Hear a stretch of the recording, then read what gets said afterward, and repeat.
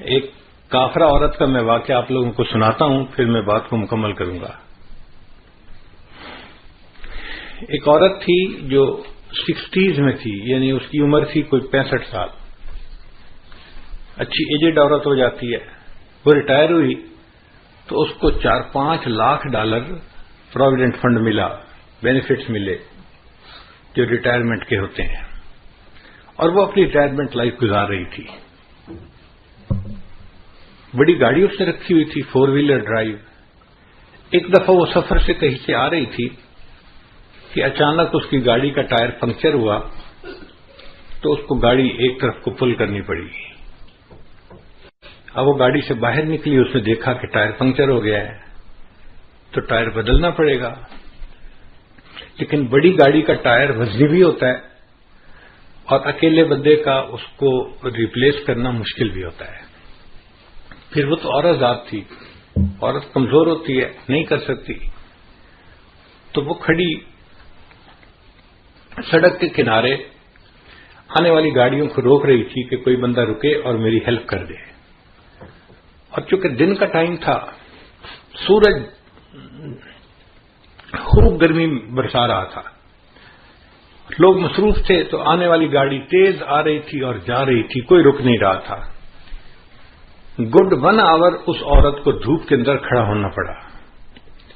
اب 1 گھنٹہ دھوپ میں کھڑا ہونے کی وجہ سے اس کو پسینہ بھی آیا ہوا، اور اس کی جلد جو تھی وہ ایسے سرخ ہو گئی جیسے جلد جل جاتی ہے گرمی کی وجہ سے۔ برا حال گرمی سے اس کا، اور کوئی اس کی مدد کے لیے رک نہیں رہا، تو پریشان بھی بڑی تھی۔ بڑی دیر کے بعد ایک لڑکا تھا جس کی عمر 30s میں تھی، یعنی 30-32 سال اس کی عمر تھی لڑکے کی۔ اس نے گاڑی کو روکا اور اس نے پوچھا کہ آپ نے مجھے کیوں روکا ہے؟ اس نے مجھے آپ کی ہیلپ چاہیے، آپ میرا ٹائر بدلوانے میں مدد کر دیں تو میں بھی چل پڑوں گی۔ لڑکے نے گاڑی روکی، باہر آیا، اس نے عورت کو دیکھا کہ بھئی اس کو اتنا پسینہ آیا ہوا ہے اور دھوپ میں کھڑے رہنے کی وجہ سے حالت اس کی بری ہوئی ہے،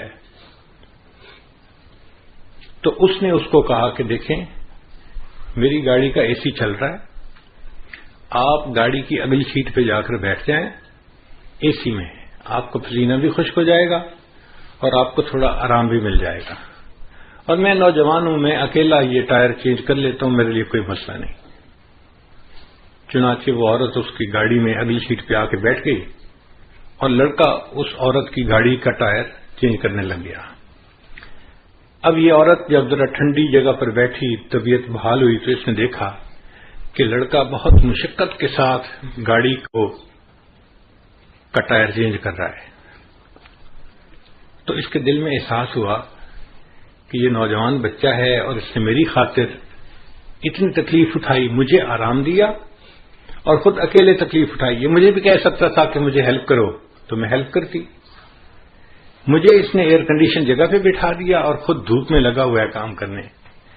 تو اگر یہ ٹائر بدل دے گا نا تو میں اس کو $200-300 گفٹ دے دوں گی تاکہ اس کا بھی فائدہ ہو جائے۔ خیر کچھ دیر لگی، لڑکے نے ٹائر چینج کر دیا، اس نے آ کے کہا اس کو کہ ٹائر میں نے بدل دیا ہے، اب آپ اپنی گاڑی پہ جا سکتی ہیں۔ اس عورت نے $200-300 جیب سے نکالے اور لڑکے کو آ کے یہ میری طرف سے گفٹ لے لو۔ اس نے کہا نہیں میں گفٹ نہیں لیتا، بس۔ اس نے پوچھا کیوں نہیں لیتے؟ اس لڑکے نے آگے سے جواب دیا، it is objective of my life to help others, it is objective of my life to help others, when I help someone I feel happy. یہ جو مجھے خوشی ملتی ہے نا کسی کی مدد کر کے، بس میرا ریوارڈ یہی کافی ہے، مجھے آپ سے $200-300 نہیں چاہیے۔ اب وہ عورت اپنی گاڑی میں آئی اور چل پڑی، مگر اس کے ذہن میں یہی فکر گھوم رہا تھا، it is objective of my life to help others, when I help someone I feel happy. اور وہ سوچ رہی تھی کہ دنیا میں ایسے بھی انسان ہوتے ہیں کہ جو دوسروں کی ہیلپ کر کے خوش ہوتے ہیں۔ حیران ہو رہی تھی۔ اب گاڑی جب اس نے چلائی، تھوڑی دیر بعد اس کو فیل ہوا کہ مجھے تو بہت پیاس لگی ہوئی ہے اور بھوک بھی لگی ہوئی ہے۔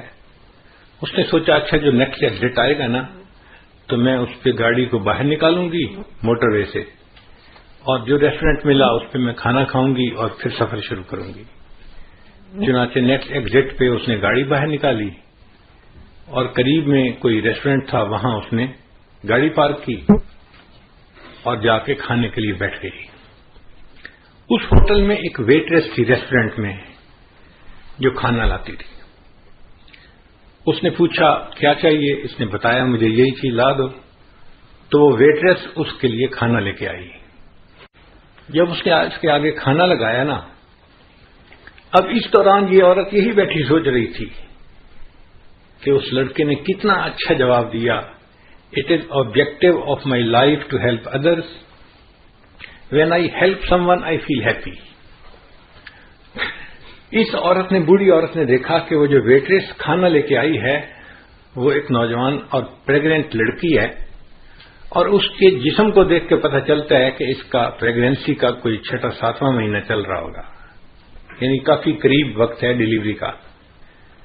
اب ایسے وقت میں تو عورت کو گھر پہ آرام کرنا چاہیے، مگر وہ ڈیوٹی کر رہی تھی، تو اس نے سوچا یہ غریب لڑکی ہوگی، اس لیے اس کو نوکری کرنی ہے تاکہ اپنے آپ کو سپورٹ کر سکے۔ تو اس نے اس سے ذرا بات پوچھی کہ تمہارا کیا حال ہے، تم کیا کرتی ہو؟ اس نے بتایا کہ میں شادی شدہ ہوں اور میں پریگننٹ ہوں اور میرا 7واں مہینہ لگا ہوا ہے اور 2 مہینے کے بعد ڈیلیوری ہے، مگر یہاں پہ جو ہاسپٹل ہے نا اچھا، وہ بہت مہنگا ہے، اور میں اور میرے ہسبینڈ ہم دونوں چاہتے ہیں کہ بچے کی ڈیلیوری وہاں پہ ہو، مگر اس کی فیس ہم نہیں دے سکتے۔ تو ہم میاں بیوی نے آپس میں مشورہ کیا، کچھ پیسے میرا ہسبینڈ جمع کرے گا اور کچھ پیسے میں جمع کروں گی، اور مل کے ہم اس فیس کو ادا کریں گے۔ اب چونکہ میں نے پیسے جمع کرنے ہیں تو میں اس وقت چھٹی نہیں لے سکتی، مجھے اس پریگنینسی کے باوجود ڈیوٹی کرنی ہے، میں تکلیف اٹھا رہی ہوں مگر میں ڈیوٹی کر رہی ہوں۔ اب اس عورت کے ذہن میں خیال آیا کہ میرے پاس تو ریٹائرمنٹ کے کوئی $500,000 بینک میں پڑے ہوئے ہیں، اب $500,000 فالتو پڑے ہیں، اگر میں اس لڑکی کو اس کے ڈیلیوری کے اس کی فیس دے بھی دوں تو مجھے کوئی فرق نہیں پڑتا، مگر اس کے لیے آسانی ہو جائے گی اور یہ بچی اپنے گھر پہ آرام کرے گی۔ اس نے اس سے پوچھا کہ ہاسپٹل کی فیس کتنی ہے؟ اس نے کہا جی $5,000۔ اس نے $5,000 کا چیک لکھا اور ایک لفافے میں ڈال کے نا کھانا کھانے کے بعد اس ویٹریس کو ٹپ دی اور کہا کہ یہ میری طرف سے گفٹ ہے، لیکن اس کو آپ نے یہاں نہیں کھولنا، گھر جا کے کھولنا ہے۔ اس نے جیب میں ڈال لیا، ٹھیک ہے میں گھر جا کے کھولوں گی۔ اب یہ بوڑھی عمر کی عورت اپنے گھر واپس آ گئی اور وہ نوجوان ویٹریس جو تھی وہ اپنے گھر گئی ڈیوٹی کے بعد۔ جب گھر گئی تو اس کا ہسبینڈ جو تھا وہ ایک بزنس ٹرپ پہ گیا ہوا تھا دوسرے شہر، اور وہ واپس آ چکا تھا۔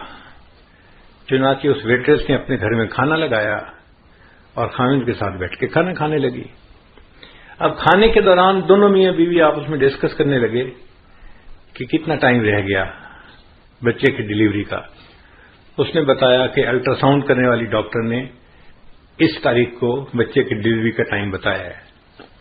تو خاوند نے کہا کہ اچھا پھر ہمیں پیسے تیار رکھنے چاہیے، چونکہ ہاسپٹل والوں کو تو پہلے پیمنٹ کرنی پڑتی ہے پھر وہ بندے کو ایڈمٹ کرتے ہیں، تو کیا تمہارے پاس پیسے جمع ہو گئے؟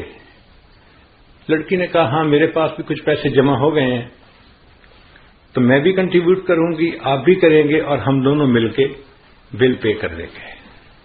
اس دوران اس لڑکی کو خیال آیا کہ آج ایک عورت کھانا کھانے آئی تھی اور اس نے مجھے گفٹ بھی دیا تھا، تو اس نے اپنے ہسبینڈ کو بتایا کہ آج ایک عورت نے مجھے گفٹ دیا تھا۔ اس نے پوچھا کیا گفٹ دیا تھا؟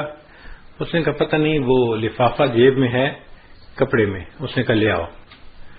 تو نوجوان لڑکی گئی اور جیب سے وہ لفافہ لے کے آئی اور اس نے اپنے خاوند کو پکڑا دیا۔ اب جب خاوند نے اس لفافے کو کھولا تو اس کے اندر $5,000 کا ایک چیک تھا۔ اب نوکری پیشہ بننے کے لیے یہ ایک بگ اماؤنٹ ہوتی ہے امریکہ میں، $5,000 گفٹ مل جائے، لوگ تصور بھی نہیں کر سکتے۔ تو وہ لڑکا حیران ہو گیا کہ اچھا اس عورت نے تمہیں $5,000 یعنی فل پیمنٹ جو تھی کیس کی وہ فل گفٹ کر دی۔ تو لڑکی نے کہا جی ہاں اس نے یہ گفٹ دیا ہے۔ تو لڑکے نے جب وہ چیک پڑھا نا تو اس چیک کے ساتھ ایک چھوٹی سی چٹ بھی لکھی ہوئی تھی، اور اس چٹ کے اوپر لکھا ہوا تھا it is objective of my life to help others, when I help someone I feel happy. تو لڑکے نے وہ فقرہ پڑھا، یہ وہ لڑکا تھا جس نے اس عورت کے ٹائر کو چینج کیا تھا، اس نے اس عورت کی ہیلپ کی تھی اللہ کی خاطر، اور اللہ نے اس عورت کے دل میں ڈالا، اس نے اس کی بیوی کو $5000 کا چیک دے کے اس کو ہیلپ کر دیا تھا۔ What goes around comes around. ہم دوسروں کے ساتھ خیر خواہی کریں گے تو اس کے بدلے اللہ ہمارے ساتھ خیر خواہی کا معاملہ فرمائیں گے۔ خیر خواہ بندے کے ساتھ ہمیشہ خیر خواہی ہوتی ہے، کیونکہ اللہ اس کے ساتھ خیر خواہی کرتا ہے، کوئی اس کی بدخواہی کر ہی نہیں سکتا۔ اس لیے ہم انکنڈیشنل خیر خواہی کریں دوسروں کے ساتھ۔ ہمیں اس میں یہ نہ توقع کہ جی وہ تو ہمارے ساتھ خیر خواہی نہیں کرتا، ہم کیوں کریں؟ بھئی وہ کرتا ہے یا نہیں کرتا، ہم تو کریں نا۔ جب ہم کریں گے تو اللہ تعالیٰ اس کے بدلے ہمارے ساتھ بھی خیر خواہی کا معاملہ فرما دیں گے۔